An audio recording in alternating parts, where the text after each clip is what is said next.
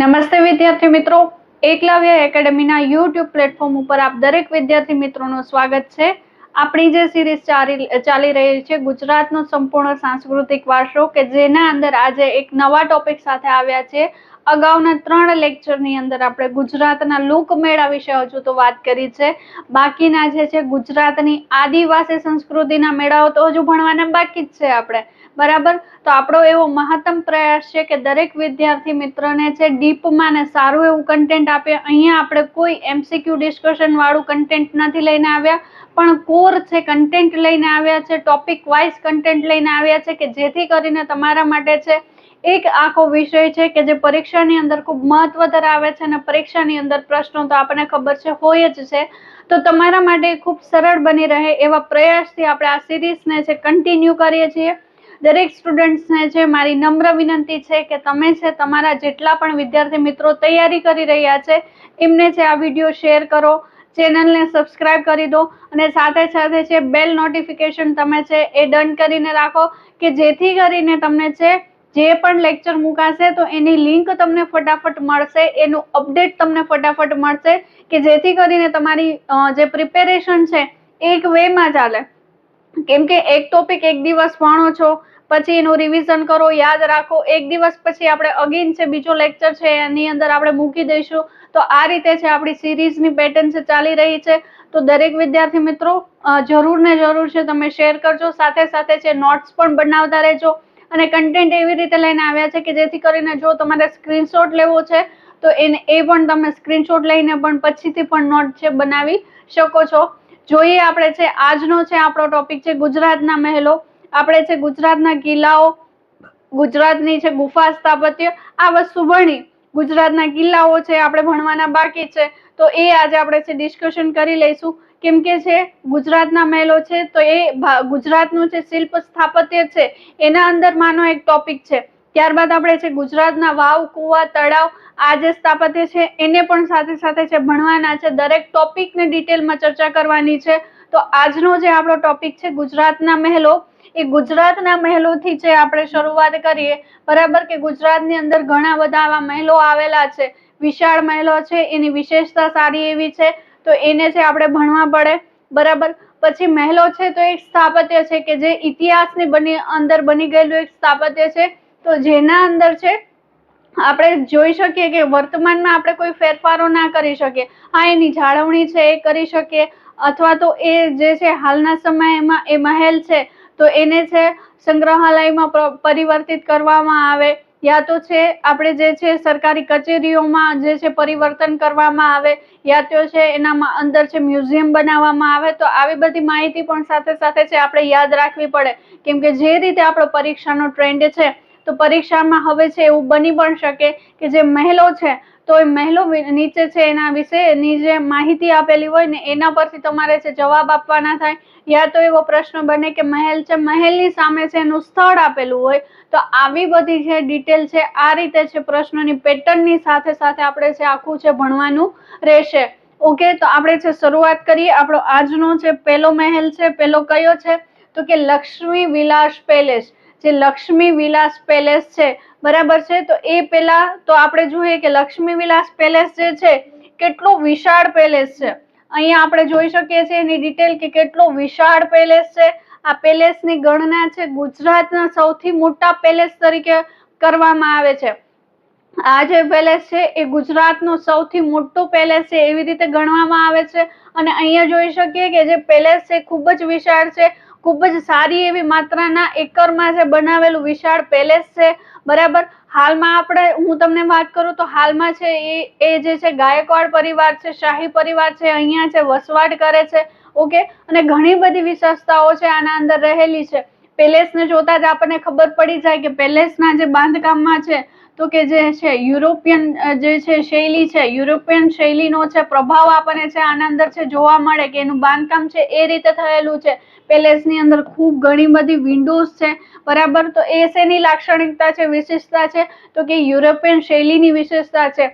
મોટા ભાગના છે ગુંબજનો બહુ બધો ઉપયોગ કરવામાં આવેલું છે, બરાબર. તો જે ગુંબજ છે એ એક છે ઇસ્લામિક શૈલીની વિશેષતા છે, અથવા તો આરબ શૈલીની વિશેષતા છે કે જેના અંદર છે મોટે ભાગે કમાન અને ગુંબજનો ઉપયોગ કરવામાં આવે. પછી આપણે જોઈએ કે પેલેસની અંદર છે તો ટાવર છે, ટાવર પણ વિશાળ એવું બનાવેલું છે. અહીંયા પણ આપણે છે ટાવર જોઈ શકીએ. મહેલની અંદર પણ જે સ્થાપત્ય કરેલું છે, જે સ્થાપત્યો બનાવેલા છે તો એની પણ સારી એવી છે આપણે કોતરણી જોઈ શકીએ, સારી એવી ડિઝાઇન જોઈ શકીએ.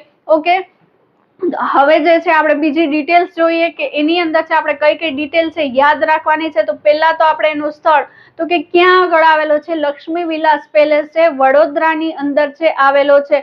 ઘણા બધા છે યુટ્યુબની અંદર આપણે આના વિશે છે માહિતી પણ લઈએ છીએ કે ઘણા બધા વિડીયોઝ પણ એના અંતર્ગત છે કે પેલેસ આખો બતાવવામાં આવેલો છે. તો ત્યાંથી છે આપણે આખું પેલેસ છે એ પણ આપણે છે ઓનલાઈન છે જોઈ શકીએ છીએ. પછી છે ગુજરાતના સૌથી મોટા પેલેસ, મેં તમને જે રીતે વાત કરી હતી કે જે લક્ષ્મી વિલાસ પેલેસ છે ગુજરાતનો છે સૌથી મોટો છે એ પેલેસ તરીકે ગણવામાં આવે છે. પછી વડોદરાને આપણે કહીએ તો વડોદરાને છે મહેલોનું શહેર, કેમ કે વડોદરાની અંદર બહુ બધા મહેલો છે, એનું છે નિર્માણ કરવામાં આવ્યું છે તો એને છે મહેલોનું શહેર તરીકે પણ એને છે ઓળખવામાં આવે છે. પછી બીજી વાત કરીએ તો કે તમારા માટે પરીક્ષા લક્ષી એ વસ્તુ મહત્વની બની રહે, કેમ કે ઘણી વખત પરીક્ષામાં આવો પ્રશ્ન કરે કે એનું છે નિર્માણ કાર્ય કોણે કરેલું. તો અહીંયા આગળ નિર્માણ જોઈએ તો મહારાજા સયાજીરાવ ગાયકવાડ ત્રીજા દ્વારા. અહીંયા છે કન્ફ્યુઝન તમને ક્વેશ્ચન મૂકી શકે કે નિર્માણની અંદર બીજા ત્રીજા એવી રીતે આપેલું હોય તો અહીંયા તમારે યાદ રાખવું પડે મહારાજા સયાજીરાવ ગાયકવાડ ત્રીજા દ્વારા છે આનું નિર્માણ થયેલું છે. પછી છે એનું બાંધકામ છે કઈ શૈલીમાં થયું છે તો કે ઇન્ડો શાસનિક શૈલીમાં. મેં તમને જેવી રીતે વાત કરી હતી ઇન્ડો શાસનિક શૈલી એટલે એની અંદર છે યુરોપિયન શૈલીનો પ્રભાવ છે આપણને છે જોવા મળે છે. બરાબર, તો આવી રીતે છે આનું છે ઇન્ડો શાસનિક શૈલીની અંદર છે એનું નિર્માણ થયું છે. પછી છે આની અંદર એક બાબત છે કે આના જે સ્થપતિ અથવા તો એના જે આર્કિટેક્ટ છે કે જે એનું નિર્માણ કાર્ય કરે છે એ વ્યક્તિની અંદર એવું આપણને જોવા મળે છે કે એક જે છે જેને કાર્ય શરૂ કર્યું હતું, બરાબર છે, એ આર્કિટેક્ટના મૃત્યુ, એ મહેલનું કાર્ય જે છે ચાલુ જ હતું એ દરમિયાન છે એમનું મૃત્યુ થયું અને ત્યારબાદ છે બીજા આર્કિટેક્ટ દ્વારા છે એનું કાર્ય છે પૂર્ણ કરવામાં આવ્યું. તો અહીંયા આગળ આપણે છે બે આર્કિટેક્ટ પણ યાદ રાખવાના રહેશે. પહેલા આર્કિટેક્ટની વાત કરીએ, બરાબર, તો ફર્સ્ટ જે છે મેજર ચાર્લ્સ મંટ હતા. પેલા જે છે જેને શરૂઆત કરી હતી એ કયા હતા તો કે મેજર ચાર્લ્સ મંટ છે, એને છે નિર્માણ કાર્ય છે શરૂઆત કરી હતી. અને જે ત્યારબાદ છે બીજા છે, બરાબર, એમના મૃત્યુ પછી કોઈ એક વ્યક્તિને પણ રાખવા પડશે કેમ કે મહેલનું કાર્ય પણ પૂરું કરાવવાનું હતું સાથે સાથે. તો જે બીજા વ્યક્તિ છે એ રોબર્ટ ફેલોસ ચિશોલ્મ, કે જે સેકન્ડ વ્યક્તિ હતા એ કયા હતા એના આર્કિટેક્ટ રોબર્ટ ફેલોસ ચિશોલ્મ. તો આવી જે માહિતી છે ભારપૂર્વક તમારે યાદ રાખી લેવાની, થોડુંક એને રિવાઇઝ કરી લેવાનું કે જેથી કરીને તમને ઇઝીલી છે યાદ આવી જાય. બાકીની ડિટેલ્સ તો તમને એક બે વખતમાં યાદ રહી જશે. ઓકે, પછી છે હાલમાં છે આ મહેલનું કઈ રીતે ઉપયોગ થાય છે એ પણ સાથે સમજવું રહ્યું આપણે. તો હાલમાં છે આ ગાયકવાડી જે શાહી પરિવાર છે, બરાબર, કે ગાયકવાડી શાહી પરિવાર હાલમાં પણ છે આ મહેલની અંદર વસવાટ કરે છે, એ લોકો એના નિવાસ સ્થાન તરીકે ઉપયોગ કરે છે. આપણને પણ ખબર છે કે એને જે છે પોતાની છે પરંપરા છે જાળવી રાખી છે અને આજે પણ એ રાજવી પરિવાર છે ત્યાં આગળ વસવાટ કરે છે. ઓકે, પછી છે તો કે એ જે આ મહેલ છે એ મહેલ ખાલી ગુજરાતનો જ સૌથી મોટો નહીં, પણ એના વિશે એવું કહેવાય છે કે બ્રિટનનો જે બકિંગહામ મહેલ હતો, બ્રિટનનો જે બકિંગહામ પેલેસ હતો એ પેલેસ કરતા 4 ગણો મોટો છે. કેટલો મોટો છે? 4 ગણો મોટો છે. તો આપણે જોઈ શકીએ કે આ પેલેસ કેટલું વિશાળ હશે કે જે બ્રિટનનો બકિંગહામ પેલેસ છે કે ત્યાંના જે બ્રિટિશરોએ બનાવેલો છે એના કરતા પણ વૈભવશાળી અને વિશાળ છે ઓબ્વિયસલી, બરાબર.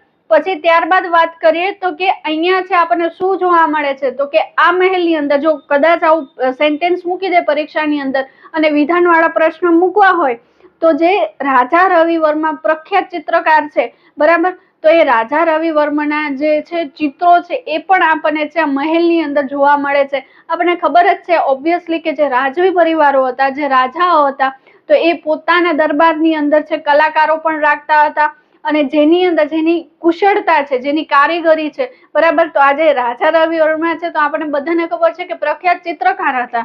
ઓકે, એ સમયના ચિત્રો છે એ ખૂબ જ પ્રખ્યાત હતા. તો એ વ્યક્તિએ જે છે પોતાના છે મહાભારત અને રામાયણ કાળના જે છે ચિત્રો બનાવ્યા હતા, અને એ ચિત્રોને આજે પણ એ છે ત્યાં સાચવવામાં આવ્યા છે, ત્યાં રાખવામાં આવ્યા છે. એ પણ આપણને હયાતમાં છે એક વારસો છે જોવા મળે છે.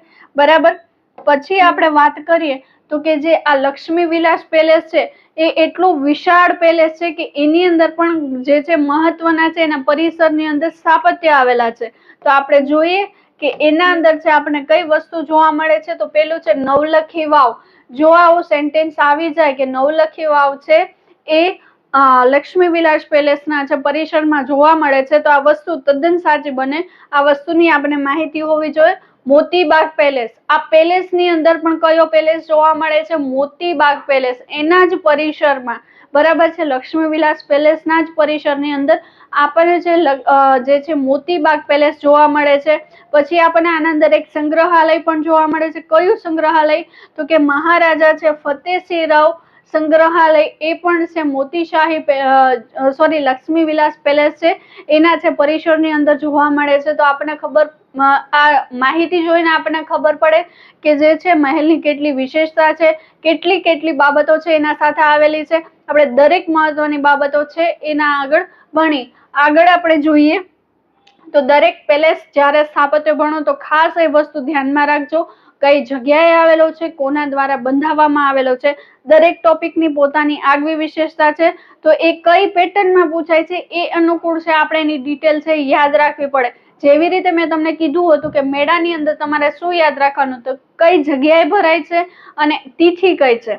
સાથે સાથે પરીક્ષાના ટ્રેન્ડ પ્રમાણે એની વિશેષતા પણ તમને પૂછશે. બરાબર. તો આ બે મેઇન તો મુખ્ય વસ્તુ છે તો તમારે યાદ રાખવાની જ છે.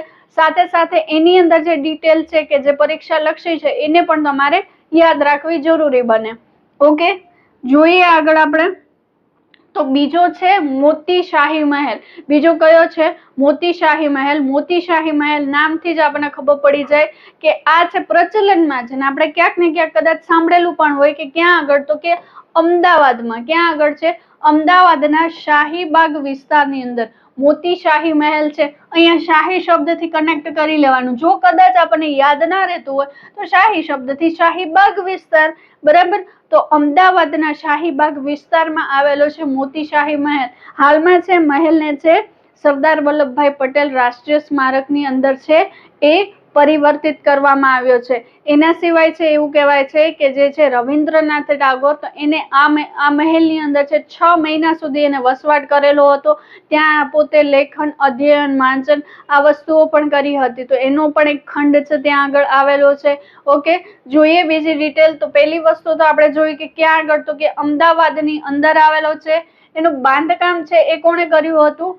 શાહજહાંએ કર્યું હતું. આનું છે બાંધકામ કોણે કર્યું હતું? શાહજહાં દ્વારા કરવામાં આવ્યું હતું.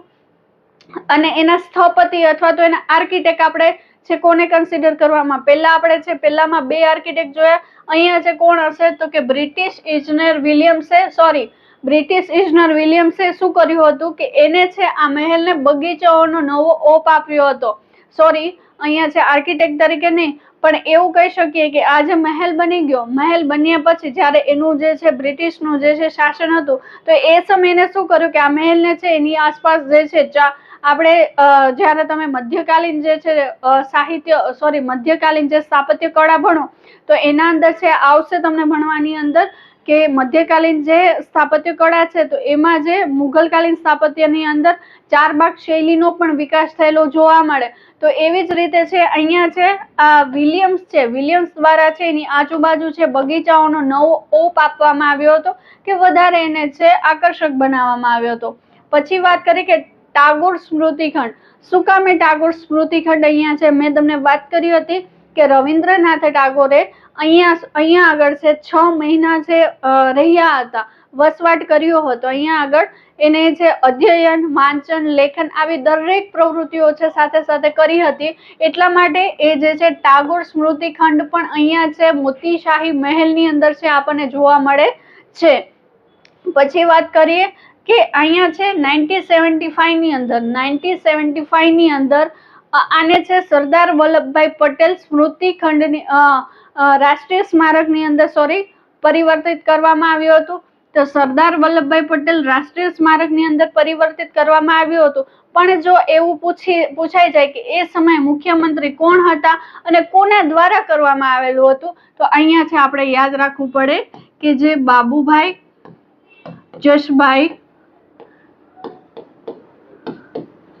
પટેલ, બરાબર, એ છે એ સમયના મુખ્યમંત્રી હતા ગુજરાતના, અને એમના દ્વારા છે આજે મોતીશાહી મહેલને છે એને સરદાર વલ્લભભાઈ પટેલ રાષ્ટ્રીય સ્મારકની અંદર છે પરિવર્તિત કરવામાં આવ્યું હતું. પછી છે અહીંયા છે સરદાર વલ્લભભાઈ પટેલના સ્મૃતિ ચિહ્નો પણ રાખવામાં આવ્યા છે, બરાબર. રાષ્ટ્રીય સ્મારક તરીકે રાખ્યું તો ત્યાં એના સ્મૃતિ ચિહ્નો પણ ઓબ્વિયસલી રાખેલા હશે કે એમના દ્વારા જે વસ્તુઓ છે એના જીવનમાં રોજબરોજના જીવનમાં વાપરવામાં આવતી એ વસ્તુઓને છે અહીંયા છે સ્મૃતિ ચિહ્ન તરીકે રાખવામાં આવેલા છે. કેમ કે આપણને ખબર છે કે સરદાર વલ્લભભાઈ પટેલ તો એને લોખંડી પુરુષ તરીકેની ગણના કરવામાં આવે છે કે જેને છે આઝાદીની ચળવળમાં એનો ખૂબ મોટો હિસ્સો રહ્યો છે, ખૂબ મોટો ફાળો રહ્યો છે. તો એવા જે મહાનુભાવો છે એની પણ ઓબ્વિયસલી આપણે છે આપણા રાજ્યની અંદર એની ઘણી બધી છે સ્મૃતિઓ રાખવી ખૂબ જરૂરી બને.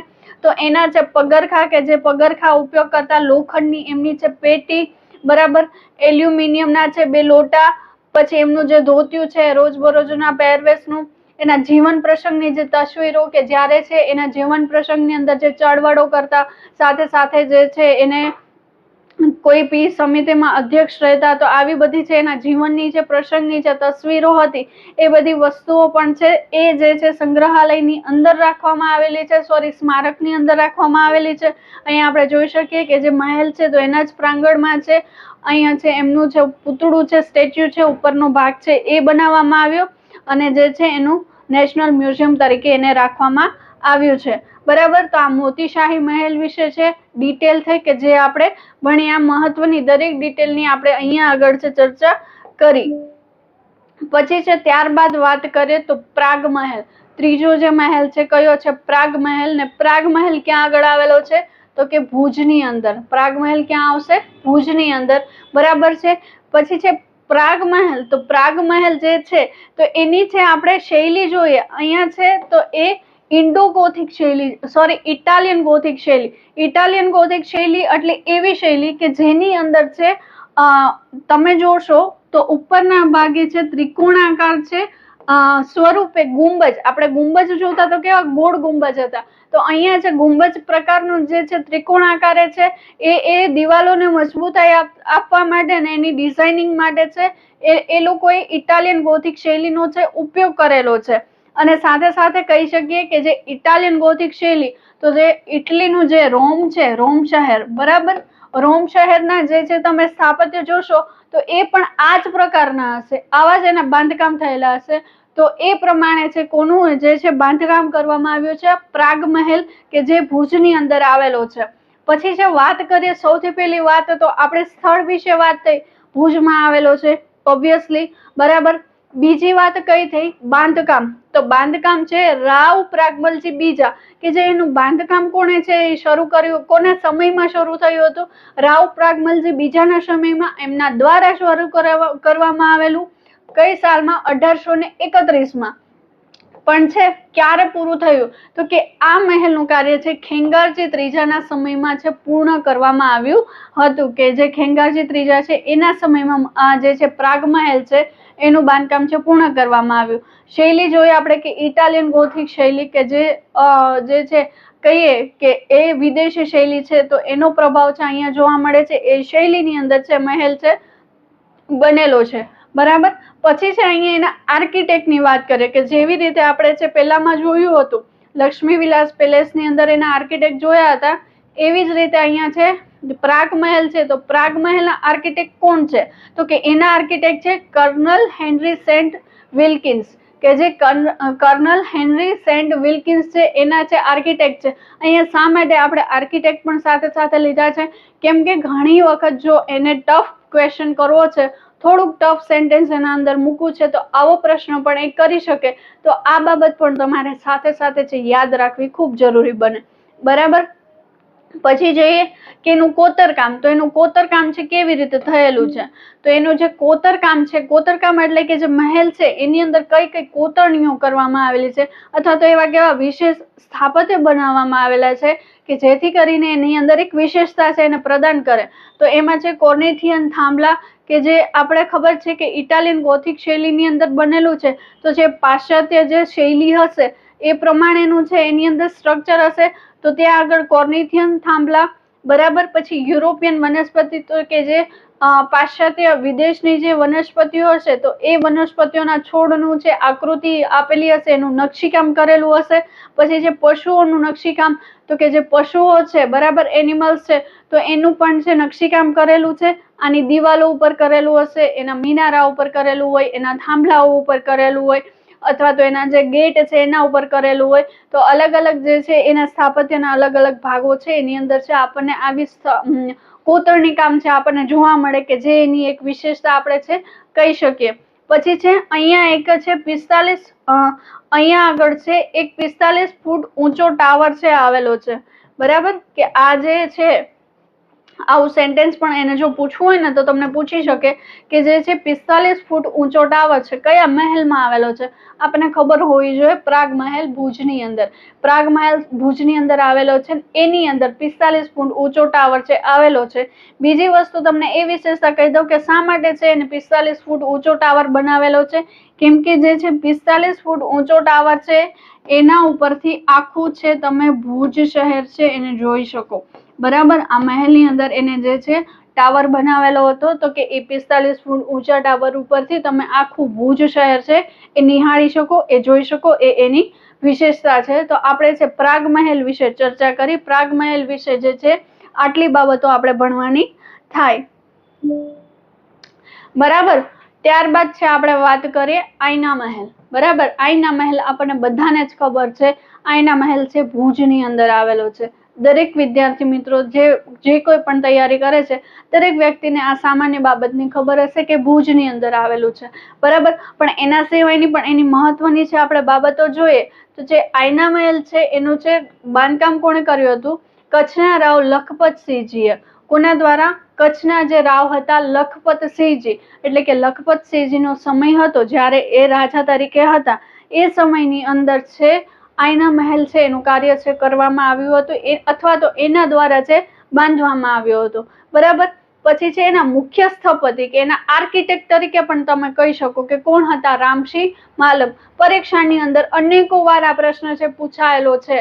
રામસિંહ માલમ આઈના મહેલ છે એના મુખ્ય સ્થપતિ તરીકે કોને ગણવામાં આવે છે? તો એના મુખ્ય સ્થપતિ તરીકે રામસિંહ માલમ છે એને ગણવામાં આવે છે. આ પ્રશ્ન છે પરીક્ષાની અંદર વારે પૂછાયેલો છે, બરાબર. પછી છે અહીંયા છે એની જે મહેલોની છે દિવાલો છે, મહેલની જે દિવાલો છે, બરાબર. અહીંયા આપણે ખાસ નથી જોવા મળતું, પણ જે એકચ્યુઅલમાં મહેલની જે દિવાલો છે એ અરીસાથી જડિત છે, એટલે કે જે દિવાલો બનાવવામાં આવી એમાં છે ઘણા બધા છે કાચ છે જડવામાં આવ્યા છે, એટલે એને છે આઈના મહેલ તરીકે ઓળખવામાં આવે છે. કેમ કે કાચ નિર્મિત છે એમ કહી શકીએ કે દિવાલો છે બનાવવામાં આવી, બોડા પ્રમાણમાં છે કાચનો ઉપયોગ કરવામાં આવ્યો આ મહેલ બનાવતી વખતે, એટલા માટે કહેવામાં આવે છે આઈના મહેલ. પછી છે નિર્માણ છે ઇન્ડો ગોથિક શૈલી અથવા તો ઇન્ડો યુરોપિયન શૈલી. હવે અહીંયા છે તમને શૈલી તો બધા ભણતા હશે કે આ શૈલીનું નામ આપી દે કે આ શૈલીની અંદર એનું નિર્માણ થયેલું હશે, પણ જે ઇન્ડો ગોથિક શૈલી છે તો અહીંયા છે ઇન્ડો ગોથિક શૈલી વિશે થોડુંક તમને કહું કે ઇન્ડો ગોથિક શૈલી છે એક તો છે યુરોપિયનનું જ્યારે બ્રિટિશરોનું શાસન આવ્યું એ સમયે છે પોતાની શૈલી છે પોતાની સાથે લાવ્યા, એ પ્રમાણે છે એ લોકો છે બાંધકામ કરાવતા, તો એનાથી પ્રભાવિત થઈને કોના દ્વારા? તો કે કચ્છના રાવ લખપતસિંહજીએ એ શૈલીની અંદર છે નિર્માણ કામ કરાવ્યું. હવે છે ઇન્ડો ગોથિક શૈલી જ્યારે તમે જુઓ તો એ આધુનિક વાસ્તુકળાનો ભાગ કહી શકાય. એ જે શૈલી છે આધુનિક વાસ્તુકળાનો ભાગ કહી શકાય, અને એમાં છે તમને છે મોટા પ્રમાણમાં અને વિશાળ બારીઓ તમને જોવા મળે, કે જે આજકાલના ઘરમાં પણ આપણને છે ડોર વિન્ડોનો કન્સેપ્ટ છે, એવી રીતે અહીંયા આગળ પણ આપણે મોટા પ્રમાણમાં એટલે કે મહેલની અંદર કે સ્થાપત્યની અંદર ખૂબ વધારે પ્રમાણમાં બોડી સંખ્યામાં બારીઓ હોય, અને પ્લસ આ જે બારીઓ હોય છે એ બારીઓની સંખ્યા કેવી હોય છે? એકી સંખ્યા હોય છે. તમે ટોટલ જે બારીઓ ગણો તો એનો જે છે ટોટલ આંકડો આવતો હોય ને એકી સંખ્યામાં આવતો હોય. પછી છે દરવાજાઓ, તો કે દરવાજાઓ પણ ખૂબ બધા છે આના અંદર આવતા હોય છે. કઈ શૈલીમાં? ઇન્ડો ગોથિક શૈલીની અંદર, બરાબર. પછી છે એની દિવાલો કેવી હોય છે? તો કે એની જે દિવાલો હોય છે, બરાબર, તો એ દિવાલો છે પાતળી હોય છે. હવે અહીંયા હું તમને એક નાની એવી વસ્તુ સમજાવું તો જે છે આપણે જે પહેલાના સમયની જે છે પ્રાચીન શૈલીઓ હતી, બરાબર, પ્રાચીન શૈલીઓની અંદર નાગર ને દ્રવિડ શૈલીઓ તમે લઈ શકો અને જે છે તમે રાજપૂત શૈલી લઈ શકો. તો એમાં જે દિવાલો કેવી રાખવામાં આવતી? જાડી રાખવામાં આવતી, મહેલની, કિલ્લાની, કોઈ સ્થાપત્યની કે મંદિરની. કારણ કે છે એ સમયે કેવું હતું કે રાજા રજવાડાનો સમય હતો, બારે યુદ્ધ થતા હતા, તો આવી રીતે છે રક્ષણ માટે છે દિવાલો ઊંચી અને જાડી રાખવામાં આવતી. પણ પછી જયારે બ્રિટિશરનું શાસન આવ્યું તો એ સમયે જે છે રજવાડાઓનો સમય નહોતો કે ત્યારે છે બ્રિટિશરો શાસન કરતા હતા, તો એવી સુરક્ષાનો કે એવો કોઈ પ્રશ્ન નહોતો. તો એ સમયે પોતાની સ્ટાઇલ પ્રમાણે, પોતાની શૈલી પ્રમાણે છે આવું સ્ટ્રક્ચર છે એને ડેવલપ કરેલું હતું. તો આ થોડીક એવી માહિતી મેં તમને કહી આપી કે જે ઇન્ડો ગોથિક શૈલી છે એના વિશેની છે માહિતી આપી હતી. બેક ટુ આપણે મહેલ થઈએ તો બેક ટુ મહેલમાં આપણે જોઈએ કે અહીંયા છે આ મહેલને હાલમાં છે મદનજી સંગ્રહાલયમાં પરિવર્તિત કરવામાં આવ્યો છે કે અહીંયા કોઈ છે શાહી પરિવાર છે એ વસવાટ નથી કરતા, કે સરકાર દ્વારા પણ એની જે છે સરકારે પોતે એને હસ્તગત નથી કર્યો, પણ એને શું કર્યું છે કે મદનજી સંગ્રહાલય છે તો એની અંદર છે એને પરિવર્તિત કર્યો છે. તો આપણે છે આઈના મહેલ જે ભુજનું છે એના વિશેની છે આપણે છે બધી માહિતી જોઈએ, બરાબર. પછી જોઈએ આગળ કયો છે? નવલખા મહેલ ગોંડલ. ઘણી વખત છે તમને છે આની અંદર કન્ફ્યુઝન થઈ જાય. નવલખા મહેલની અંદર ઘણી બધી વખત છે તમે દ્વારકા કરીને આવો છો, બરાબર છે, પણ અહીંયા તમારે છે ખાસ કરીને ધ્યાન રાખવાનું કે નવલખા મહેલ આવશે તો તમારે ગોંડલ લગાવવાનું રહેશે. નવલખી મંદિર આવશે તો ત્યાં આગળ જે છે દ્વારકાનું છે ઘુમલી આવશે. તો આ બંને વસ્તુથી તમારે છે ક્લિયર થવાનું રહેશે. અહીંયા છે એનું જે પ્રવેશ દ્વાર છે, બરાબર, તો પ્રવેશ દ્વાર પર છે ઘડિયાળનું ટાવર છે. પેલા તો ક્યાં આવશે? ગોંડલની અંદર આવશે. કે જેટલા લોકો રાજકોટથી તૈયારી કરે છે કે રાજકોટની આજુબાજુ વસે છે તો એ બધાને ખબર છે કે ગોંડલની અંદર છે આ મહેલ છે નવલખા મહેલ આવેલો છે, બરાબર. અને જે નવલખા મહેલ છે એનું જે પ્રવેશ દ્વાર છે, બરાબર, એ પ્રવેશ દ્વારની ઉપર શું છે કે ઘડિયાળનું ટાવર આવેલું છે. અને આજે પણ હાલમાં છે તમે જો આસપાસ ત્યાં વિઝિટ કરવા જાવ તો તમે જોઈ શકો. પછી છે અહીંયા છે ભગવતસિંહજીની જે ભેટો છે કે એ જે રાજવી હતા ને એ સમયે જે છે એને બ્રિટિશરો અને બીજા છે રાજાઓ દ્વારા જે ભેટ આપવામાં આવતી એ દરેક વસ્તુઓ અને સાથે સાથે લખાણો કે જે છે ભગવતસિંહજી હતા તો એમના અંદર એમને છે ભગવત ગો મંડલ નામનો છે એની પણ એને રચના કરી હતી. તો એ લખાણોનું પણ સંગ્રહાલય છે આપણને છે ત્યાં જોવા મળે છે કે એને જે વિવિધ જે લખાણો કર્યા છે એનું સંગ્રહાલય પણ છે. આને શા માટે નવલખા મહેલ તરીકે ઓળખવામાં આવે છે અથવા તો નવલખા પેલેસ? કેમ કે છે એના માટે નિર્માણનો ખર્ચ 9 લાખ રૂપિયા થયો હતો, એટલા માટે છે એને નવલખા મહેલ તરીકે છે ઓળખવામાં આવે છે, બરાબર. પછી છે એને બીજું નામ છે નવલખા દરબારગઢ તરીકે પણ ઓળખવામાં આવે છે. ગોંડલ છે તો ગોંડલને એક સ્ટેટ તરીકે કન્સિડર કરવામાં આવતું, બરાબર છે ને. ગોંડલ તમે જોશો તો ગોંડલની અંદર ઘણા બધા આવા સ્થાપત્યો પણ જોવા મળશે તમને. સાથે સાથે ત્યાંના છે ત્યાંના રસ્તાઓ પણ એ રીતે છે એને રચના કરી હતી. ખૂબ સારી રીતે એને ટેકનોલોજી છે. ભગવતસિંહજી ગોમંડલ હતા, ભગવતસિંહજી હતા તો ભગવતસિંહજી દ્વારા ઘણી બધી ટેકનિકો છે ગોંડલના નિર્માણ માટે અપનાવવામાં આવેલી હતી. તો આજે પણ ઘણા બધા સ્થાપત્યો છે એઝ ઇટ ઇઝ આપણને છે જોવા મળે છે, બરાબર. તો આપણે છે આ વાત કરી અતિશયની કરી નવલખા પેલેસને જે ગોંડલની અંદર આવેલો છે. ત્યારબાદ જોઈએ તો ત્યારબાદ છે રણજીત વિલાસ પેલેસ. રણજીત વિલાસ પેલેસની અંદર ઘણી બધી વખત છે લોકો છે ભૂલ કરીને આવે છે, જામનગર લગાઈને આવે છે, જામનગર નહીં આવે. ખાસ યાદ રાખવાનું, રણજીત વિલાસ પેલેસ આવે ત્યારે આવશે વાંકાનેર. વાંકાનેરની અંદર છે રણજીત વિલાસ પેલેસ છે એ બનાવવામાં આવેલો છે, બરાબર છે. મોરબી જિલ્લાના વાંકાનેરની ટેકરી ઉપર ક્યાં આગળ કે વાંકાનેરની જે ટેકરી છે વાંકાનેરની ટેકરી ઉપર છે રણજીત વિલાસ પેલેસ છે બનાવવામાં આવેલો છે. એનું નિર્માણ કોના દ્વારા કરવામાં આવેલું છે? તો કે એનું નિર્માણ છે અમરસિંહજી દ્વારા. કોના દ્વારા? અમરસિંહજી દ્વારા કરવામાં આવેલું છે. સી અહીંયા નામથી છે ને તમારે કન્ફ્યુઝ નહીં થઈ જવાનું. નામ ભલે રણજીત વિલાસ પેલેસ છે પણ એનું નિર્માણ છે કોના દ્વારા? તો કે અમરસિંહજી હતા. અમરસિંહજી દ્વારા છે એનું નિર્માણ કરવામાં આવેલું છે. અને જોઈ શકે કેટલું વિશાળ અને બહુ સુવ્યવસ્થિત અને એક એના ઉપર વિશેષ કારીગરીથી છે પેલેસ છે એનું નિર્માણ કરવામાં આવેલું છે. બરાબર.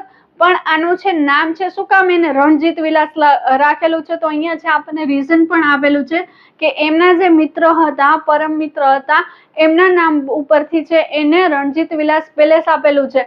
જામ રણજીતસિંહ નું નામ, કે જામ રણજીતસિંહ કોના મિત્ર હતા? અમરસિંહજી ના મિત્ર હતા. અને અમરસિંહજીએ પોતાના મિત્રના નામ ઉપરથી છે આ નામ રાખ્યું છે. ઓકે. પછી અહીંયા શૈલી છે તો કે યુરોપની આર્ટ ડેકો ડિઝાઇનિંગ શૈલી. બરાબર. યુરોપની આર્ટ ડેકો ડિઝાઇનિંગ શૈલી તો મેં તમને હમણાં જ વાત કરી હતી, ઇન્ડો ગોથિક શૈલી યુરોપિયન શૈલીનો જ એક પ્રકાર કહી શકાય. તો એની અંદર આપણને છે બારીઓની સંખ્યા વધારે જોવા મળે છે. અહીંયા તમે જોઈ શકો કેટલી બધી બારીઓ છે એનું નિર્માણ કરેલું છે. બરાબર. તો વિશાળ સંખ્યામાં બારીઓ છે. ઓકે. સાથે સાથે છે ટાવર છે. બરાબર. અને જે એના જે ગેટ પણ તમને ઘણા બધા છે જોવા મળશે. તો આવી રીતે છે કઈ શૈલી? તો કે યુરોપની આર્ટ ડેકો ડિઝાઇનિંગ શૈલી છે એનું છે અનુકરણ કરીને આ મહેલ છે બનાવવામાં આવેલો છે. પછી આની છે બીજી ઘણી બધી વિશેષતાઓ છે. તો આ વિશેષતાઓને પણ આપણે ખાસ ધ્યાનમાં રાખવી પડે કે કઈ કઈ વિશેષતાઓ છે કન્સિડર થશે. તો કે અહીંયા છે 7 માળનું ઘડિયાળ ટાવર. અહીંયા છે કઈ વસ્તુ આપેલી છે કે મહેલની અંદર છે 7 માળનું છે ઘડિયાળ ટાવર. આજે તમે જોઈ શકો. બરાબર. ઘડિયાળ ટાવર જોઈ શકો. શું છે? આ છે ઘડિયાળ ટાવર. બરાબર. તો એ જે ઘડિયાળ ટાવર છે એ કેટલા માળનું છે? 7 માળનું છે. અહીંયા ભલે આપણને છે ના દેખાતું હોય પણ એ આખું સ્ટ્રક્ચર છે મહેલની અંદર હોય છે. બરાબર. તો 7 માળનું છે ઘડિયાળ ટાવર. કઈ શૈલી? તો કે મુઘલ શૈલી. મુઘલ શૈલીની અંદર મોટે ભાગે આપણે છે કમાન અને ગુંબજનો ઉપયોગ થયેલો જોવા મળશે. તો અહીંયા જોયા જ શકો કે ગુંબજ છે, પછી એની ફરતે નાના નાના 4 મિનારા પણ છે. બરાબર. કે જે છે મુઘલ શૈલી છે તો એની અંદર આપણને છે મિનારાઓનું બાંધકામ પણ વધારે જોવા મળે. ઓકે. તો કઈ શૈલીમાં છે 7 માળનું ઘડિયાળ ટાવર? તો કે મુઘલ શૈલીમાં છે. પછી છે 5 અન્ય ટાવર ષટકોણાકાર, કે છે એના અંદર આપણને છે બીજા અન્ય છે 5 અન્ય ટાવરો છે જે અહીંયા વિઝિબલ નથી પણ મહેલની અંદર છે બીજા 5 અન્ય ટાવર. કેવા? તો કે ષટકોણાકાર. બરાબર. તો આ રીતના છે બીજા 5 અન્ય ટાવર પણ આવેલા છે. પછી આની અંદર ઇટાલિયન શૈલીના ફુવારા અને કાઠિયાવાડી ઘોડાની પ્રતિમા, કે આની જે મહેલ છે તો મહેલના પરિસરમાં ઇટાલિયન શૈલીના ફુવારાઓ અને પ્લસ ઘોડાની પ્રતિમા. કેમ કે ઘોડો છે, અશ્વ છે, તો એ સમયે છે યુદ્ધમાં મોટે ભાગે છે રાજા દ્વારા ઉપયોગમાં લેવામાં આવતો હતો અને હંમેશા છે જે રાજા હોય એના માટે એનો પ્રિય હોય. બરાબર. તો ઘોડાની પ્રતિમા પણ અહીંયા આગળ રાખેલી છે. ઓકે. પછી આના અંદર રાજ્ય અતિથિ ગૃહ ચંદ્રભવન, રાજ્ય અતિથિ ગૃહ. બરાબર. તો એ આપણે કહી શકીએ કે જે સરકારી મોટા જે અધિકારી છે કે વ્યક્તિ છે તો એના માટે શું છે? તો કે રાજ્ય અતિથિ ગૃહ ચંદ્રભવન છે આના અંદર આવેલું છે. જો આવા સેન્ટેન્સીસ આવી જાય તો એનાથી તમારે અવેર રહેવું પડે ને વસ્તુને તમારે ધ્યાનમાં રાખવી પડે. પછી છે વિન્ટેજ કારનો મોટો સંગ્રહ.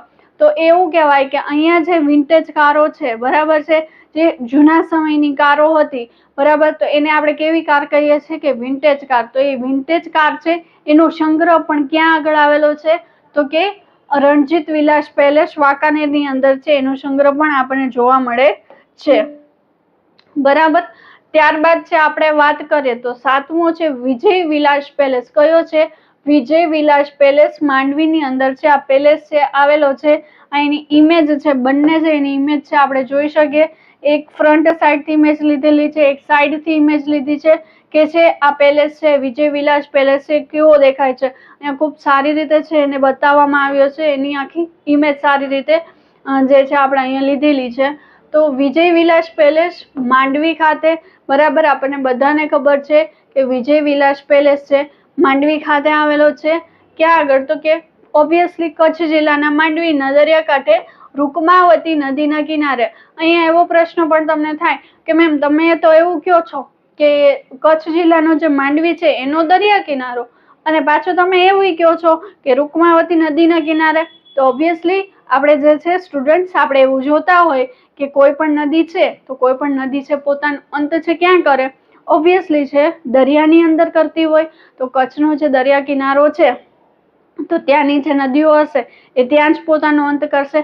એવું કહી શકાય કે અહીંયાથી છે એની નદી વહેતી હોય, બરાબર, તો એના કાંઠે છે આ મહેલ આવેલો છે અને સામે છે આપણને દરિયો પણ જોવા મળે. તો આવી કન્ફ્યુઝન તમારે નહીં કરવાની, પણ આવી બાબતો છે યાદ રાખવાની. ઓકે. પછી છે તમે એમ કહો કે બાંધકામ, તો કે આનું બાંધકામ છે કોના દ્વારા, તો કે કચ્છના મહારાજા વિજયસિંહજીએ. ખાસ યાદ રાખજો, પરીક્ષાની અંદર પૂછાયેલો છે આ પ્રશ્ન કે છે આ જે છે મહેલનું છે બાંધકામ છે કોના દ્વારા કરવામાં આવ્યું છે, વિજયસિંહજી દ્વારા, બરાબર, કે જે વિજય વિલાસ પેલેસ છે તો એના ઉપરથી જ આપણને છે ઓબ્વિયસલી આપણે છે અમુક વસ્તુઓ કેવું સ્માર્ટ ટ્રીક થી યાદ રાખી લેવાની. તો નામ જ છે વિજય વિલાસ પેલેસ, તો અહીંયા છે આપણે વિજયસિંહજી દ્વારા છે એનું બાંધકામ કરવામાં આવેલું હોય, એ આપણને સરળતાથી છે યાદ રહી જાય, બરાબર. પછી છે આનું નિર્માણ છે કોણે કર્યું, તો આના માટે કોઈ બ્રિટિશર નહોતા કે બ્રિટિશર કોઈ આર્કિટેક્ટ નહોતા, બરાબર છે. આ જે છે જયપુરના કારીગરો, કે જયપુરના જે કારીગરો હતા કે જે સ્થાપત્યમાં ખૂબ સારા હતા, એમના દ્વારા છે આમનું છે નિર્માણ કરેલું છે. પછી રાજપૂત સ્થાપત્ય શૈલી, રાજપૂત સ્થાપત્ય શૈલી છે તો એ કઈ શૈલીમાં આવશે, એ પ્રાંતીય શૈલીની એક પેટા શૈલી છે. અહીંયા સાથે સાથે થોડું હું તમને શૈલીઓ વિશે પણ કહેતી જઈશ, એ પણ તમારે વસ્તુ યાદ રાખવાની કે જે રાજપૂત સ્થાપત્ય શૈલી છે એ તો પેલા છે મધ્ય યુગની અંદર આપણે જે શૈલીઓ જોઈએ ને, તો મધ્ય યુગની અંદર એક પેટા શૈલી આવે પ્રાંતીય શૈલી, બરાબર, અને એ પ્રાંતીય શૈલીની અંડરમાં આવે રાજપૂત શૈલી, બરાબર. રાજપૂત શૈલીની અંદર મોટા ભાગના મહેલો છે એનું નિર્માણ થયું છે અને મોટે ભાગે તમને રાજપૂત શૈલી ક્યાં જોવા મળશે, રાજસ્થાનના જે બધા ભવનો બનેલા છે એના સ્થાપત્ય છે, એના મહેલો છે, જેટલી પણ વસ્તુ, ઘણા બધા મંદિરો છે, મોટા ભાગે રાજપૂત શૈલી આપણને રાજસ્થાનમાં જોવા મળે. તો આ એક જે મહેલ છે ગુજરાતનો વિજય વિલાસ મહેલ છે એ પણ છે રાજપૂત શૈલીનો અંતર્ગત બનેલો છે અને આમાં પણ આપણને છે મોટા પ્રમાણમાં છે બારીઓ, વિશાળ સંખ્યામાં બારીઓની સંખ્યા જોવા મળે છે. અહીંયા પણ તમે જોઈ શકો બારીઓ છે, વધારે પડતી બારીઓનો ઉપયોગ કર્યો છે, સાથે સાથે છે આપણને ગેટ પણ જોવા મળે છે, બરાબર. તો આ રીતે છે રાજપૂત શૈલીની જે છે સ્થાપત્ય છે આપણને જોવા મળે છે. રાજપૂત શૈલીની અંદર આપણને છે આરબ શૈલીનો પણ પ્રભાવ જોવા મળે કે જે આરબો હતા, બરાબર, મધ્યયુગનું જે મુઘલકાલીન સ્થાપત્ય હતું એનો પ્રભાવ પણ આપણને જોવા મળે. અહીંયા તમે જોઈ શકો કે જે મેં તમને આના પહેલા પણ કીધું છે કે જે મધ્યયુગનું જે સ્થાપત્ય હતું અથવા તો મધ્યકાલીન જે સ્થાપત્ય મુઘલનું જે સ્થાપત્ય કલા હતી એની અંદર આપણને ગુંબજ અને કમાન કોને કહેવાય, તો અહીંયા કહી દઉં તમને, આ આકારે જે બનેલું હોય ને પ્રવેશ દ્વાર ઉપર એને કહેવાય કમાન. તો આ જે કમાન અને આ જે ગોળાકાર ભાગ છે ને એને કહેવાય ગુંબજ. તો આ બંનેનો વધારે પડતો ઉપયોગ થાય અને આપણા જે રાજપૂત શૈલીના સ્થાપત્યો છે ને એમાં પણ એનો છે પ્રભાવ છે વધારે આપણને જોવા મળે. તો આ વસ્તુ છે સાથે સાથે તમારે ધ્યાનમાં રાખવાની, કેમ કે વારસાના ભાગરૂપે સ્થાપત્યો પણ તમારા માટે મહત્વના છે. ઓકે, બેક ટુ આપણે મહેલની જે ડિટેલમાં આવી જઈએ તો અહીંયા આગળ છે ફિલ્મ લગાન, કે કઈ ફિલ્મ, તો કે અહીંયા આગળ છે ફિલ્મ લગાન અને હમ દિલ દે ચુકે સનમ. આ બે મૂવીનું છે શૂટિંગ થયું હતું, કયું, લગાન અને બીજી છે હમ દિલ દે ચુકે સનમ. આ બે છે મૂવી છે એનું શૂટિંગ છે તો અહીંયા આગળ છે કરવામાં આવ્યું હતું. તો આ બધી વસ્તુઓ છે તમારા માટે મહત્વની છે અને તમારે છે યાદ રાખવી જરૂરી બને.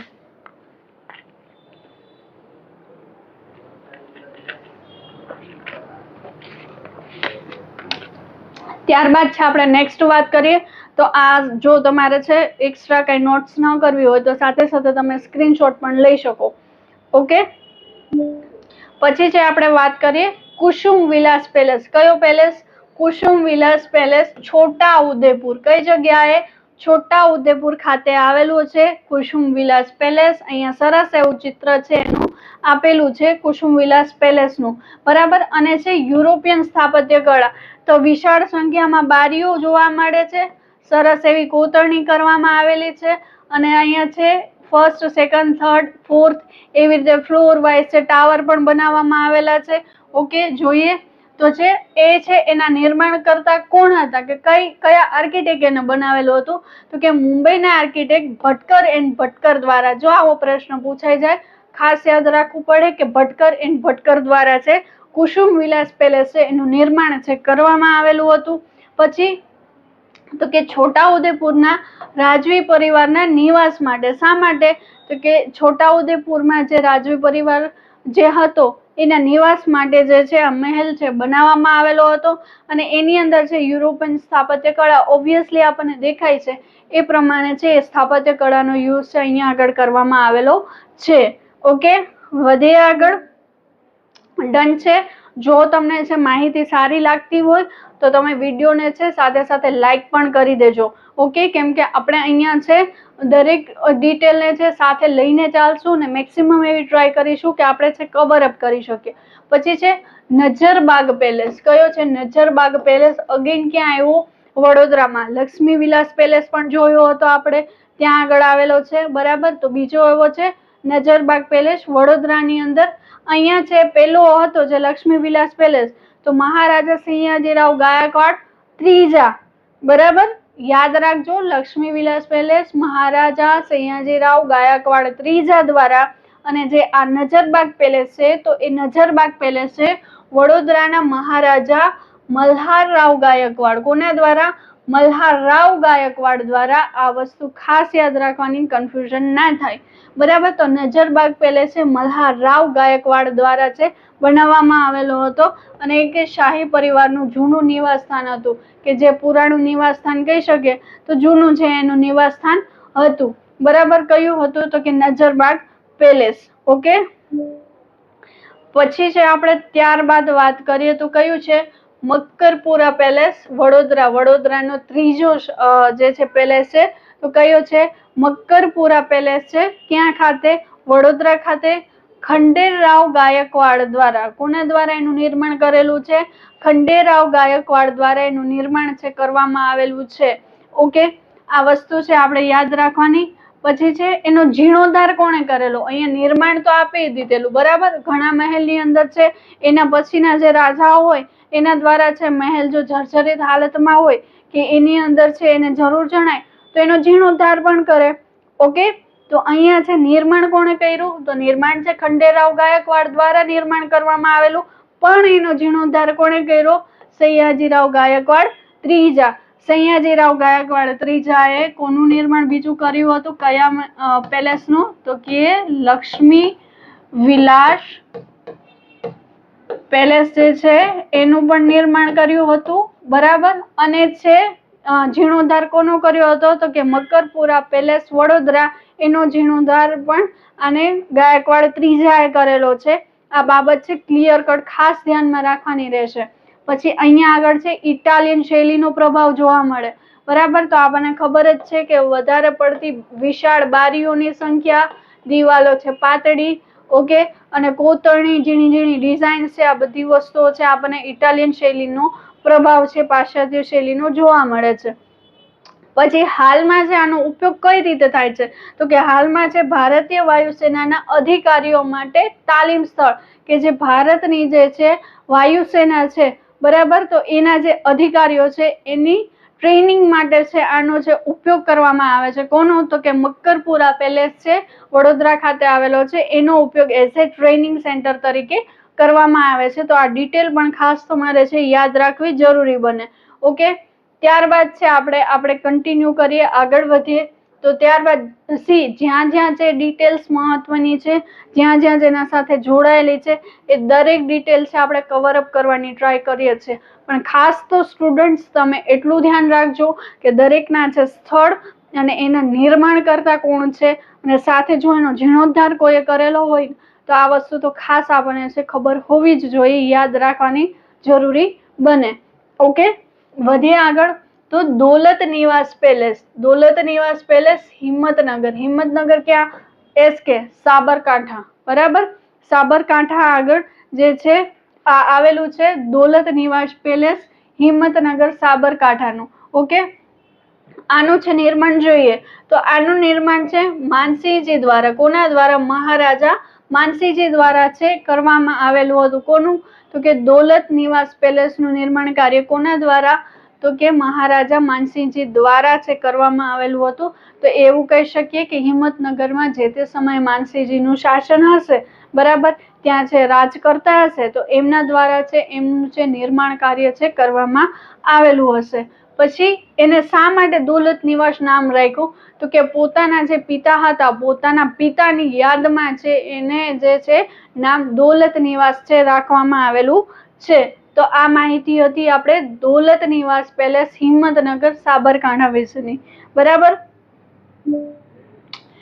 પછી છે આપણે જોઈએ આવા પેલેસ જે છે એ ક્યાંક ને ક્યાંક છે નાની નાની ડિટેલ્સ ને લઈને પણ છે મહત્વના રહેતા હોય.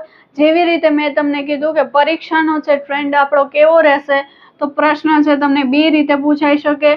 અહીંયા છે મહેલ આપેલા હોય, બરાબર છે, અને સામે આપેલું હોય એનું સ્થળ કે કયા જિલ્લા અથવા તો કયા સિટીમાં છે લાગુ પડે, બરાબર. એમાં તમારે છે જોડકા જોડો, બરાબર. આવી વસ્તુ છે તમારે સાથે સાથે છે પરીક્ષાની અંદર આવી પ્રેક્ટિસ તમારે યાદ રાખતા જાઓ ને તો તમને સરળ બને મહિલોને બધી વસ્તુ યાદ રાખવી.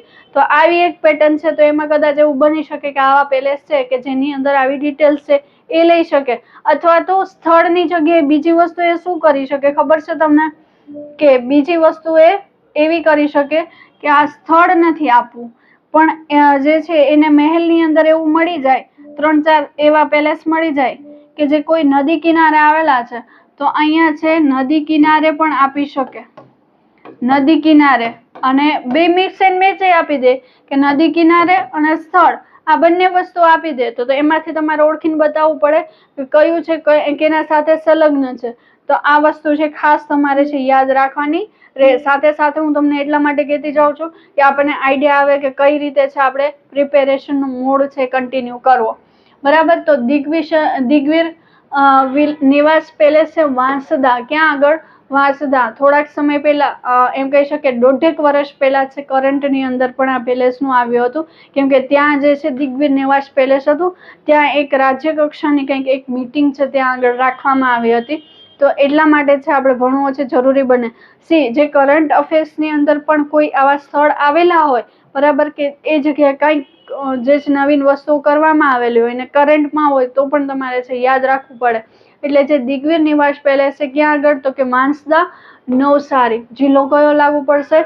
નવસારી જિલ્લો વાંસદા તાલુકાની અંદર છે લાગુ પડે, ત્યાં આગળ આવેલો છે. હવે જોઈએ કે નિર્માણ છે કોના દ્વારા? તો કે નિર્માણ છે વીરસિંહે. કોના દ્વારા? મહારાવ વીરસિંહે, કે જે તે સમયે વીરસિંહ નું શાસન હશે, મહારાવ વીરસિંહ નું શાસન હશે, એ સમયે છે એને છે દિગ્વીર નિવાસ પેલેસ છે એનું છે બાંધકામ કરેલું હશે. અહીંયા ખાસ યાદ રાખવાનું કઈ નદીના કિનારે આવેલું છે? કાવેરી નદીના કિનારે છે આવેલું છે. અને એની અંદર છે તમને બ્રિટિશ, ફ્રેન્ચ અને યુરોપિયન શૈલીનો પ્રભાવ જોવા મળે.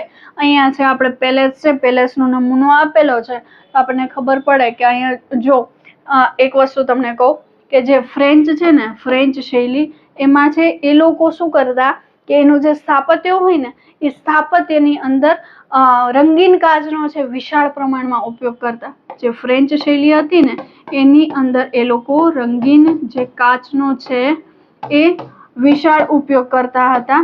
શેમાં કરતા હતા?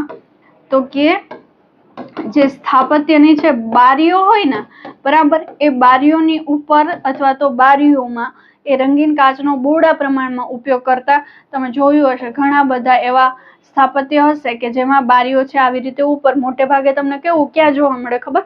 મોટે ભાગે તમને છે સરકારી જે છે સરકારી કચેરી હોય, બરાબર, પછી કોર્ટ હોય જૂના સમયની, તો ત્યાં તમને જોવા મળે કે જે બારીઓ હોય ને એમાં આ બારી છે, બરાબર, તો ઉપરના ભાગે આવી રીતે અલગ અલગ કલરના કાચનો છે ઉપયોગ કરેલો હોય, એવું ડિઝાઇનિંગ તમને જોવા મળે. તો એ કઈ કહેવાય? એ ફ્રેન્ચ સ્ટાઇલ કહેવાય. ઓકે, તો અહીંયા તમે જોઈ શકો કે આ જે બારીઓ છે, તો બારીઓના જે આ દરવાજા છે એમાં કાચનો ઉપયોગ કરેલો છે. પછી મોટા પ્રમાણમાં છે બારીઓ છે, યુરોપિયન શૈલીનો પ્રભાવ. ઓકે, પછી એને તો એક આગળ છે બ્રિટિશની અંદર એક વસ્તુ હતી કે ત્યાં લોકો એક જે મુખ્ય ઘરની આગળ પણ એક નાનું ઘર બનાવે. તો એ પણ તમે અહીંયા જોઈ શકો કે મુખ્ય ઘરની આગળ એક નાનું ઘર જેવું છે આપણને જોવા મળે, આંગણ જેવું જોવા મળે. તો આ વસ્તુ છે કોનો છે પ્રભાવ છે? તો કે બ્રિટિશ, ફ્રેન્ચ અને યુરોપિયન શૈલીનો. અહીંયાથી આપણને ચોખ્ખું દેખાય કે જે પરિસરમાં છે મુખ્ય ઘરની આગળ પણ એક નાનું એવું પ્રાંગણમાં ઘર બનેલું હોય. બરાબર, તો એ બ્રિટિશ શૈલીનો છે પ્રભાવ છે. યુરોપિયન શૈલીનો પણ પ્રભાવ તમે કહી શકો. તો કે દિગ્વિજય નિવાસ પેલેસ છે એ વાંસદા ખાતે નવસારીમાં આવેલો છે. બરાબર, પછી આપણે આગળ વધીએ તો રૂઠી રાણીનું માળિયું. બહુ પરીક્ષામાં 2 થી 3 પેપરમાં મેં આ પ્રશ્ન જોયેલો છે. રૂઠી રાણીનું માળિયું કઈ જગ્યાએ આવેલું છે? તો કે ઈડરમાં. બરાબર, ઈડર માટે એક કહેવત પણ છે કે જયારે મુશ્કેલ કામ કરે ને કોઈ, બરાબર, અથવા તો મુશ્કેલ કાર્ય કોઈ કરવાનું હોય ને કે જે બહુ મુશ્કેલી ભર્યું છે, તો એના માટે કહેવત છે કે ઈડરિયો ગઢ જીતવો. શું કહેવત છે? ઈડરિયો ગઢ જીતવો. બરાબર, આ વસ્તુ પણ એનો કે આ કહેવતનો મતલબ શું થાય કે કોઈ છે મુશ્કેલ કાર્ય છે એ પાર પાડવું અથવા તો મુશ્કેલ કાર્ય કરવું. બરાબર, ક્યાં આગળ? તો કે સાબરકાંઠામાં. ઈડર સાબરકાંઠાની અંદર રૂઠી રાણીનું માળિયું. જોઈએ ક્યાં આગળ? તો કે જે મહેલો ને કિલ્લાઓ હતા ને મોટે ભાગે છે આપણને ગામથી દૂર જોવા મળે અથવા તો પર્વતમાળાઓમાં જોવા મળે કે આસપાસ છે પછી એટલી કઈ વસવાટ ના હોય એવા જગ્યાએ મોટે ભાગે આપણને કિલ્લાઓ અને મહેલો છે જોવા મળે. તો આ જે રૂઠી રાણીનું માળિયું છે કઈ જગ્યાએ? તો કે અરવલ્લીની પર્વતમાળા. ઈડરમાં જે અરવલ્લીની પર્વતમાળાની શ્રેણી આવેલી છે એ જગ્યાએ છે રૂઠી રાણીનું માળિયું છે આવેલું છે. પછી આનું બાંધકામ કોને કરેલું? તો કે એ જે તે સમયે રાઠોડ વંશના શાસક રાજા નારાયણ બીજા હતા. કે જે તે સમયે રાઠોડ વંશના શાસક રાજા નારાયણ બીજા હતા, એમના દ્વારા રૂઠી રાણીનું જે માળિયું છે એનું બાંધકામ કરેલું છે. તમે તો એમ કહો કે મેડમ આનું નામ તો રૂઠી રાણીનું માળિયું છે, તો આનું છે બાંધકામ કેમ કરેલું? રાણી કે તો રાજાએ કાર્ય તો કરવું પડે ને, કે એના માટે એને સ્થાપત્ય તો બનાવવું જ પડે ને. બરાબર, તો એ જે છે એમના દ્વારા છે એનું બાંધકામ કરવામાં આવેલું.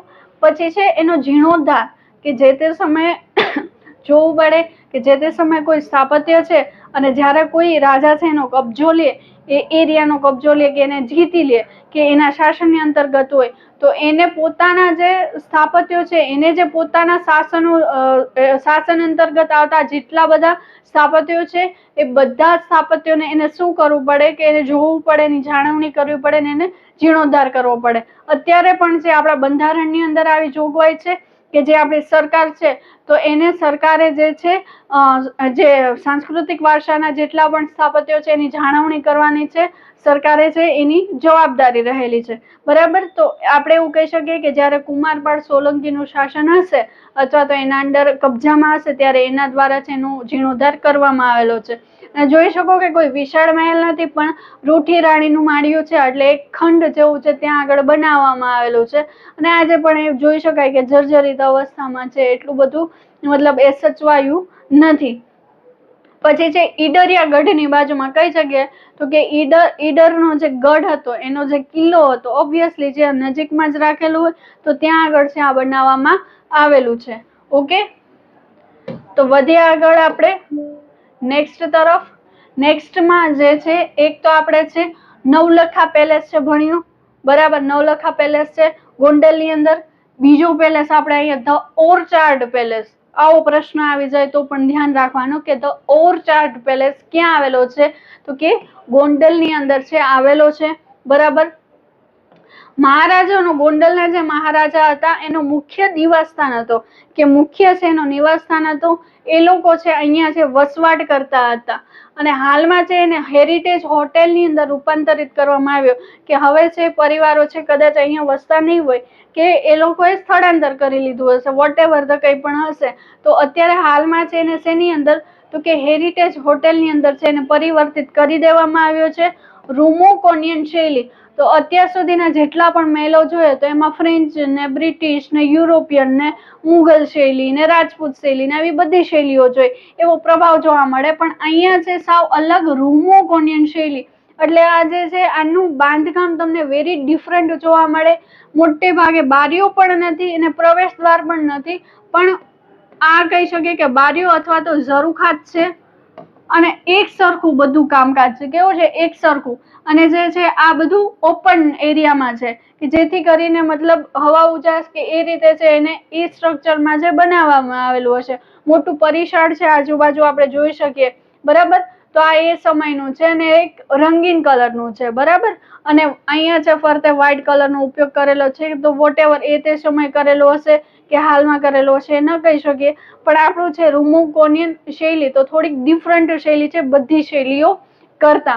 બરાબર. તો આ છે આપણે ગોંડલનો બીજો પેલેસ. નવલખા પેલેસ પછીનો તો કયો આવશે? તો ઓર્ચાર્ડ પેલેસ. ઓકે. બરાબર. ત્યાર પછી આપણે વાત કરવી છે તો કઈ વાત કરવી છે? તો કે પ્રતાપ વિલાસ પેલેસ અથવા તો પ્રતાપ વિલાસ મહેલ. ક્યાં આગળ? તો કે જામનગર ની અંદર. ક્યાં આગળ? જામનગર ની અંદર છે. આનું બાંધકામ કોને કરાવ્યું છે? તો કે જામ રણજીતસિંહ દ્વારા. પ્રતાપ વિલાસ પેલેસ છે, પ્રતાપ વિલાસ મહેલ છે, એનું બાંધકામ કોના દ્વારા કરવામાં આવ્યું? જામ રણજીતસિંહ દ્વારા કરવામાં આવ્યું. અહીંયા છે શૈલીઓ, કેટલી બધી શૈલીઓનો છે આની અંદર પ્રભાવ આપણને જોવા મળે છે. અને જોઈએ કે પ્રતાપ વિલાસ મહેલ છે તો આ પણ એક લક્ષ્મી વિલાસ પેલેસ ની જેમ આમ વિશાળ છે. બરાબર. આપણે જોઈ શકીએ કે આ પણ એક વિશાળ પેલેસ છે. ઓકે. ઉત્તર ભારત, દક્ષિણ ભારત, મધ્ય ભારત અને ઇસ્લામિક પરંપરાની શૈલીનો પ્રભાવ છે. અને હાલમાં છે તો આનો ઉપયોગ કઈ રીતે કરવામાં આવે છે? તો કે જે રેલવેના કર્મચારીઓ હોય એના નિવાસ સ્થાન તરીકે છે આનો ઉપયોગ કરવામાં આવે છે. હવે અહીંયા મારે તમને એક વાત કરવી છે કે અહીંયા આપણે આટલી બધી શૈલી આપી છે. ઉત્તર ભારત, દક્ષિણ ભારત અને મધ્ય ભારત. તો એક એકને થોડીક જોઈ લે. ઉત્તર ભારતની શૈલી, તો એ શૈલીને આપણે છે કેવી કહીશું? નાગર શૈલી. બરાબર. ઉત્તર ભારતની છે શૈલી કઈ આવે? તો કે નાગર શૈલી. જો આવો પ્રશ્ન પૂછાય તો પણ તમને મદદ થઈ જાય, એમાં તમને જે છે હેલ્પ થઈ જશે કે યાદ આવી જશે. દક્ષિણ ભારતની જે શૈલી છે ને તો એ દ્રવિડ શૈલી. દક્ષિણ ભારતની શૈલીને શું કહેવાય? દ્રવિડ શૈલી. કે એના જે સ્થાપત્યો છે તો દ્રવિડ શૈલીમાં બનેલા હોય. મધ્ય ભારત, તો મધ્ય ભારતની અંદર છે મુઘલ પ્રભાવ તમને જોવા મળે. સોરી, મધ્ય ભારતની અંદર મુઘલ પ્રભાવ નહીં આવે પણ ત્યાં તમને છે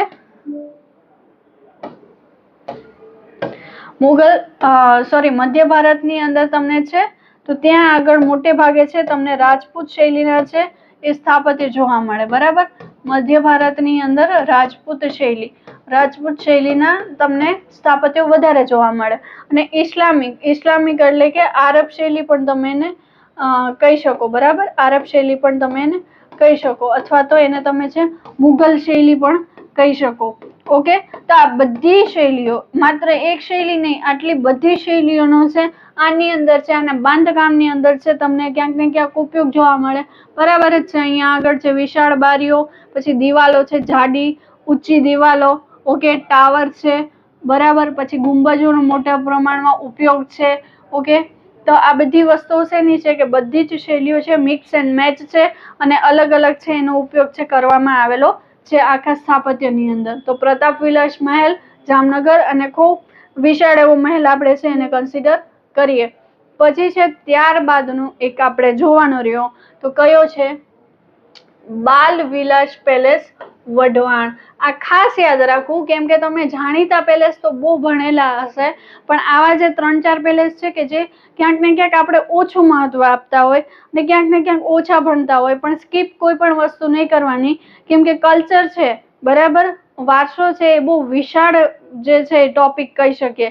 તો એની અંદર જેટલી ડિટેલ્સ તમને મળે છે ને પ્રોપરલી ભણી લ્યો કેમ કે આપણને નથી ખબર કે ક્યાંથી કયો પ્રશ્ન છે પૂછાઈ જાય. ઓકે.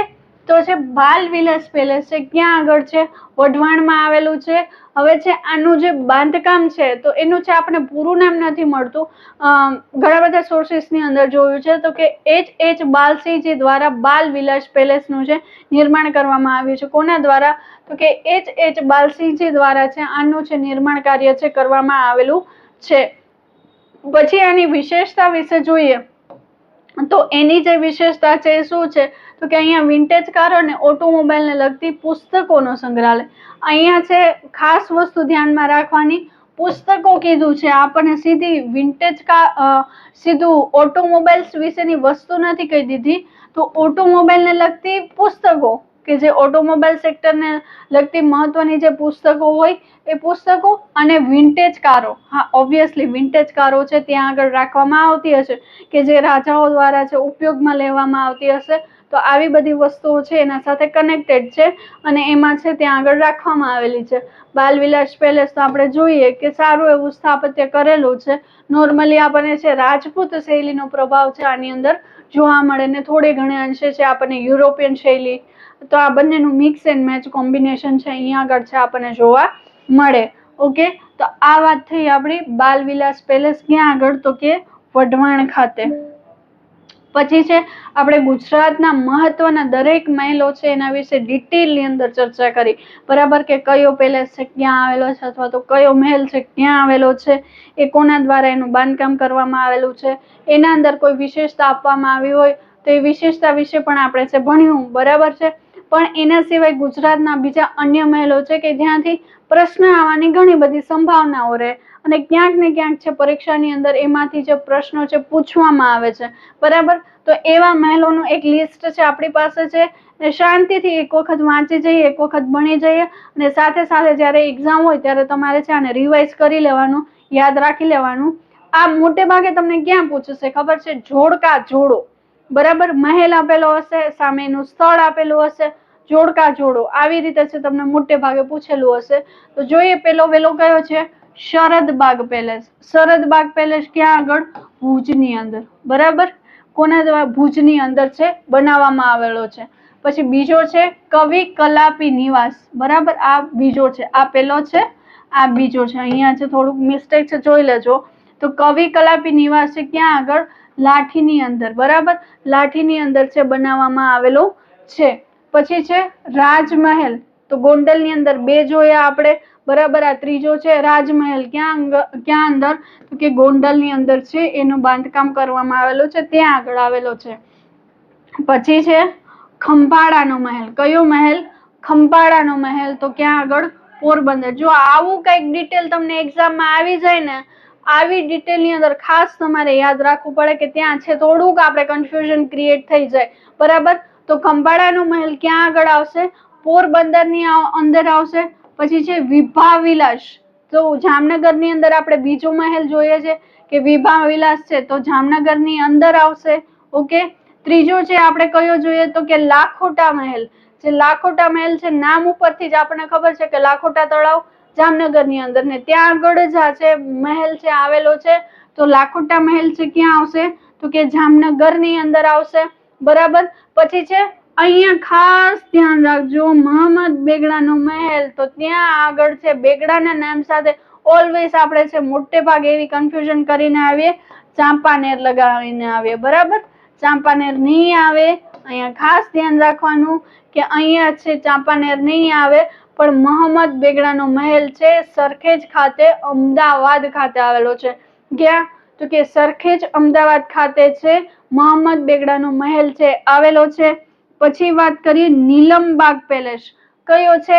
નીલમબાગ પેલેસ, તો એ આપણને બધાને જ ખબર છે, ભાવનગર ખાતે.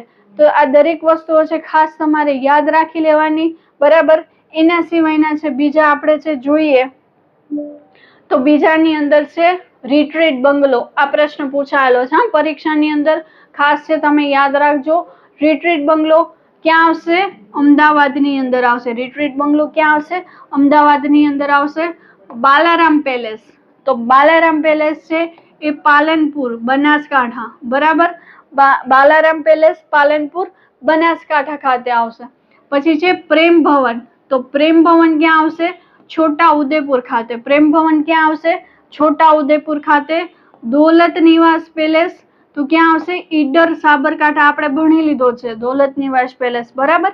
એના વિશે જોઈ લીધું કે એમના પિતાની યાદમાં છે એમના દ્વારા નામ રાખેલું છે.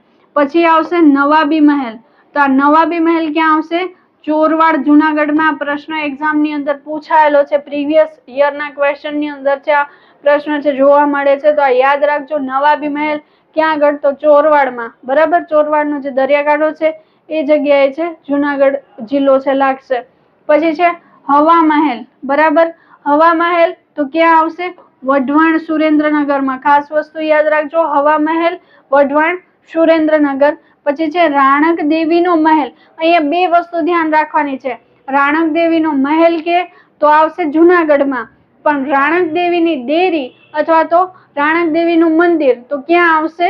એ આવશે આપણે અહીંયા વઢવાણ સુરેન્દ્રનગરમાં આવશે. આ બંને વસ્તુ ખાસ યાદ રાખજો, કેમ કે આપણને ખબર છે કે રાણક દેવી છે એ જ્યારે સિદ્ધરાજ જયસિંહ એને પરત એને જે છે અપહરણ થયું હતું, આવી બધી વાત એના સાથે જોડાયેલી છે. અને રાખેગાર એને છે ફરી પાછા છે ચડાઈ કરીને જીતીને છે લઈ આવતા હતા, તો એ સમયે એને શું કીધું કે હું તો જે છે એમને જ મારા પતિ માની ચૂકી છું. તો શું કર્યું કે એ છે સતી થઈ ગયા અને છે આવ્યા નહોતા. બરાબર. તો રાણક દેવીનો મહેલ છે એ જુનાગઢ ખાતે આવેલું છે. પણ અહીંયા એક વસ્તુ ખાસ યાદ રાખવાનું કે રાણક દેવીનું મંદિર અથવા તો એની દેરી કે અથવા તો એની ખાંભી કે કઈ જગ્યાએ છે તો એ આવશે વઢવાણ સુરેન્દ્રનગર ખાતે. આ વસ્તુ છે તમારે યાદ રાખવાની બને. બરાબર. પછી છે ત્યારબાદ આપણે જોઈએ તો હુઝુર પેલેસ ક્યાં આગળ? પોરબંદર ખાતે. હુઝુર પેલેસ ક્યાં આગળ? પોરબંદર ખાતે. ખેંગારનો મહેલ તો આપણને બધાને જ ખબર છે જુનાગઢ આવશે. કયું આવશે? જુનાગઢ આવશે એના અંદર. પછી છે હજારબારીનો મહેલ. હજારબારી એક નહીં, એમ કે હજારબારી. ખરેખર મેં નથી જોયું કે હજારબારી છે કે નહીં, પણ નામ છે હજારબારીનો મહેલ.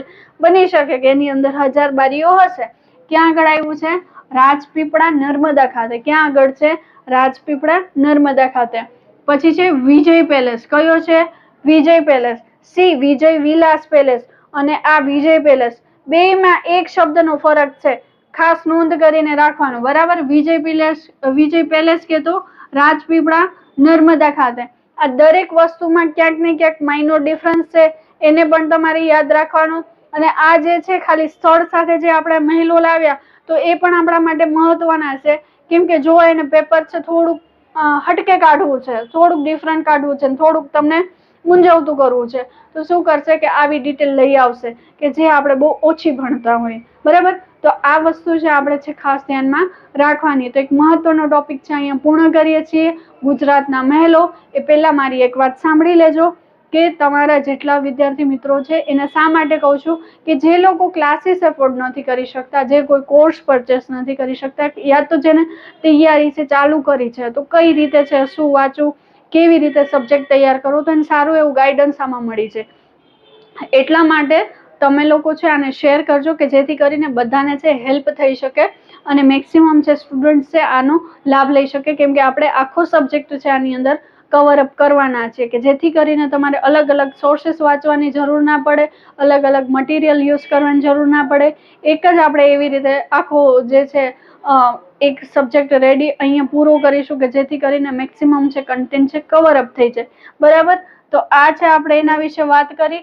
પછી છે થેન્ક યુ સો મચ કે તમે છે સંપૂર્ણપણે લેક્ચર જોયો.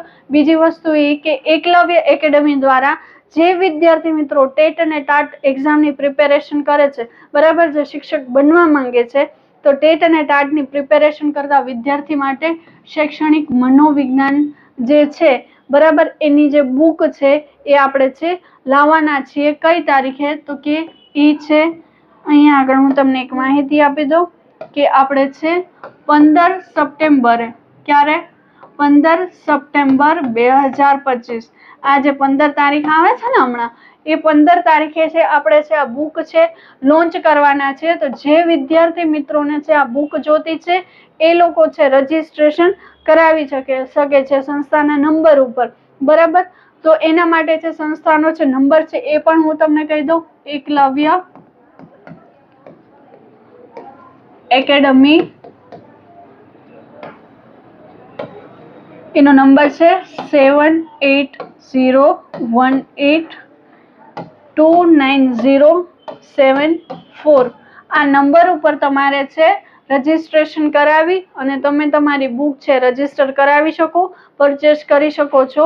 થેન્ક યુ સો મચ દરેક વિદ્યાર્થી મિત્રોને કે જે લોકો છે આ લેક્ચર છે એને જોઈને તમે સપોર્ટ કરો છો અને મેક્સિમમ છે પ્રયાસ કરજો કે તમારા ફ્રેન્ડ સર્કલની અંદર છે તમે આને શેર કરો અને આ ચેનલને છે સબસ્ક્રાઇબ કરવાની સાથે સાથે નોટિફિકેશન બેલ છે એને પણ તમે છે શરૂ કરી દેજો કે જેથી કરીને જ્યારે બી લેક્ચર મુકાય તો તમે છે પ્રિપેરેશન કન્ટિન્યુ રહે અને તરત જ તમે છે લેક્ચરને છે જોઈ શકો. Thank you.